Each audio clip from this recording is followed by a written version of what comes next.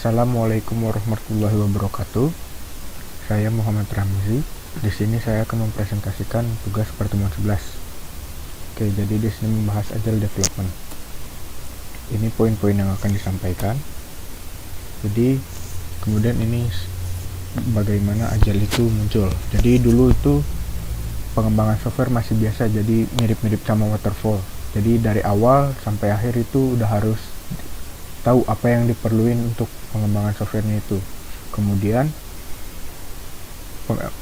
developer aplikasi itu merasa kesulitan karena kalau ada error atau kesalahan harus dimulai lagi dari tahap awal, harus nunggu tahapnya itu selesai. Nah, kemudian barulah mereka berinovasi untuk mengembangkan metode baru yang lebih efektif dalam pengembangannya. Nah, akhirnya lahirlah metode Agile.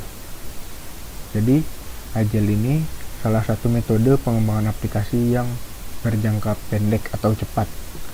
Kemudian, dia dapat beradaptasi sangat cepat dan berkembang terhadap perubahan yang terjadi atau perubahan yang diperlukan. Dalam Agile Development, interaksi yang terjadi antara tim pengembang dan user merupakan bagian terpenting daripada proses dan alat atau tools maksudnya. Jadi komunikasi antara developer dan klien atau usernya itu adalah hal yang paling penting. Kemudian software yang berfungsi lebih penting daripada dokumentasi yang lengkap. Kolaborasi dengan klien lebih penting daripada negosiasi kontrak, dan tanggap terhadap perubahan lebih penting daripada mengikuti rencana. Sesuai yang tadi telah saya bilang, bahwa Agile ini berkembang lebih cepat karena perubahan yang diperlukan itu harus diterima. Kemudian ini dia alurnya. Jadi Agile ini adalah metode pengembangan software yang iteratif. Artinya setiap iterasi dia memproses fitur atau bagian dari aplikasi yang dikembangkan. Jadi dalam pengembangannya aplikasi dikembangkan dengan cara dipotong-potong hingga jadi beberapa bagian istilahnya. Kemudian yang dikerjakan satu persatu dari bagian-bagian itu. Kemudian jadi kalau ada kesalahan atau perbaikan atau pengembangan perubahan yang diperlukan, nggak perlu nunggu dari awal lagi atau nggak perlu dimulai dari awal lagi. Jadi dikerjakan dari bagian-bagian itu saja yang diperlukan. Kemudian ada perbedaan metode waterfall dan Agile. Waterfall ini mewakili dari metode pengembangan aplikasi yang dulu-dulu atau yang sebelum Agile. Jadi bisa dilihat dari gambar ini bahwa pada metode waterfall aplikasi dikembangkan secara sekaligus. Jadinya jika ada perubahan atau perbaikan yang diperlukan, dia harus nunggu tahap yang sedang dikerjakan itu selesai, barulah dilakukan perubahan yang diperlukan itu. Nah, perbedaan dari Agile ini ada di sebelah kanan, yaitu seperti yang telah saya bilang bahwa dalam metode pengembangan Agile, aplikasi dikembangkan dengan cara dipotong-potong menjadi beberapa bagian seperti yang ada di gambar.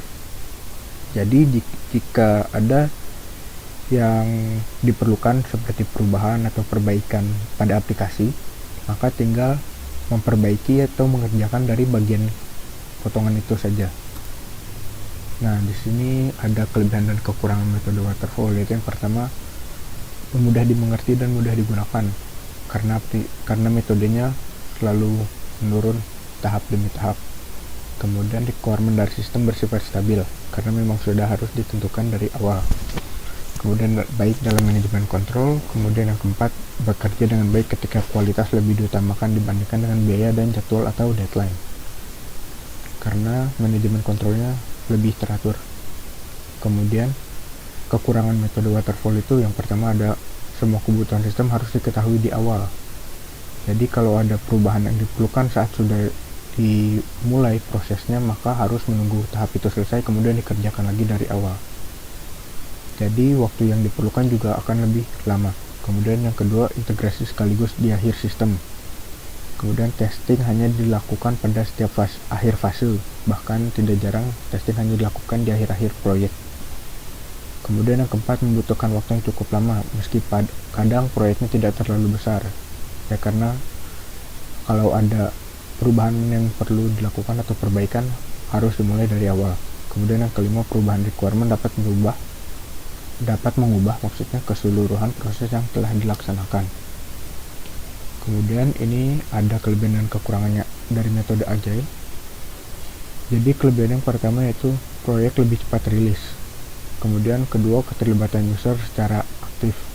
Komunikasinya harus dijaga. Kemudian yang ketiga, jika pada saat membangun sistem terjadi kegagalan, kerugian dari segi materi relatif lebih kecil untuk memperbaiki kesalahan tersebut. Kemudian yang keempat, ada testing dilakukan setiap saat. Kemudian kekurangan Agile-nya, yang pertama ada interaksi dengan klien kadang terlalu berlebihan, karena komunikasi di Agile itu lebih penting, maksudnya sangat penting sebagai pokok utamanya, jadi kadang interaksi atau komunikasinya terlalu berlebihan, terlalu banyak. Kemudian yang kekurangan yang kedua adalah Agile sulit diimplementasikan dalam proyek berskala besar. Kemudian yang ketiga, waktu perencanaan proyek yang singkat. Dan keempat, membutuhkan manajemen tim yang terlatih. Kemudian ini ada 12 prinsip dari metode Agile, yaitu yang pertama, kepuasan klien prioritas yang utama. Kemudian yang kedua, menerima perubahan kebutuhan sekalipun menyentuh tahap akhir dalam pengembangan aplikasi tersebut. Kemudian yang ketiga, penyerahan hasil perangkat lunak dalam hitungan waktu beberapa minggu sampai beberapa bulan. Jadi harus cepat. Kemudian yang keempat, pihak bisnis dan pengembang harus bekerja sama setiap hari selama pengembangan itu dilakukan. Kemudian yang kelima, membangun proyek di lingkungan orang-orang yang bermotivasi tinggi. Yang keenam, komunikasi dengan berhadapan langsung adalah komunikasi yang efektif dan efisien. Kemudian yang ketujuh, software yang berfungsi adalah ukuran utama dari kemajuan proyek. Yang kedelapan, dukungan yang stabil dari sponsor, pengembang, dan pengguna diperlukan untuk menjaga perkembangan yang berkesinambungan. Yang kesembilan, perhatian kepada kehebatan teknis dan desain yang bagus meningkatkan sifat Agile. Karena desain itu adalah salah satu hal yang utama dalam Agile development. Kemudian yang ke-10 itu kesederhanaan atau tingkat kesimpulan penting. Arsitektur yang ke-11 ini, arsitektur kebutuhan dan desain yang bagus muncul dari tim yang mengatur dirinya sendiri.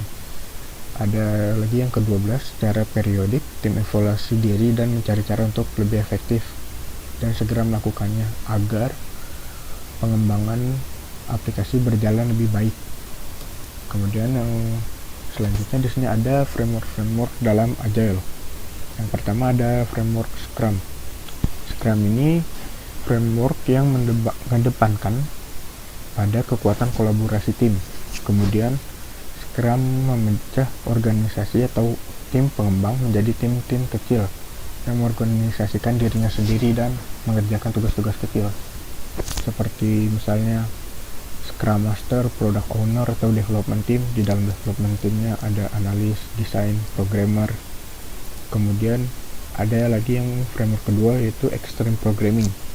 Pada Extreme Programming ini, metode pengembangannya mengutamakan peningkatan kualitas software secara berkesinambungan. Kemudian yang ketiga ada Lean, yaitu metode yang menghilangkan apapun yang tidak memberikan nilai tambah pada pengembangan perangkat lunak itu.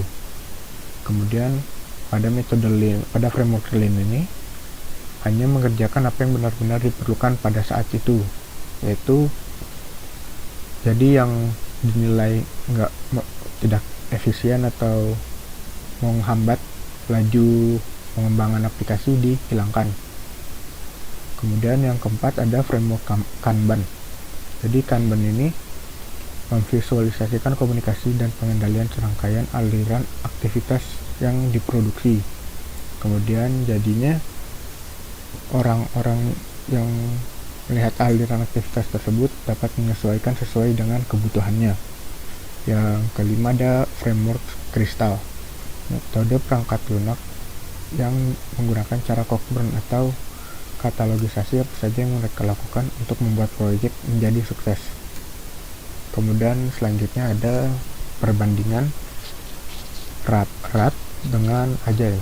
Jadi kalau Agile ini pengembangan yang bersifat iteratif, sedangkan kalau